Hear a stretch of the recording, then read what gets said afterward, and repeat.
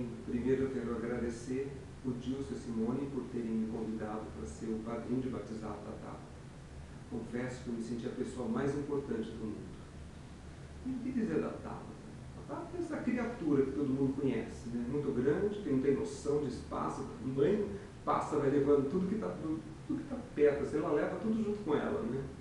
A Tabata lembro quando ela tinha uns 3 ou 4 anos, eles estavam aqui em casa, em São Paulo, e estávamos conversando na sala, estava Ulisses, eu, Simone e Dilson conversando, e a Tabata tinha uma coisa assim, de quando colocava o dedinho aqui no queixo, assim, rodava assim, alguma coisa ali ia aprontar, e não deu outra. Ela estava brincando com os elefantinhos, assim, nós estávamos conversando, e ela colocou o dedinho assim, olhava para um, olhava para o outro, como nós estávamos conversando, não deu muito bola, né? E ela foi se afastando, levantou, foi se afastando, foi indo. Quando ele por conta, ela estava tentando subir num vaso. Nós tínhamos um vaso grande de cerâmica no canto. E ela estava tentando subir nesse vaso. Por sorte, que o vaso era muito maior que ela e mais pesado. Não virou em cima dela.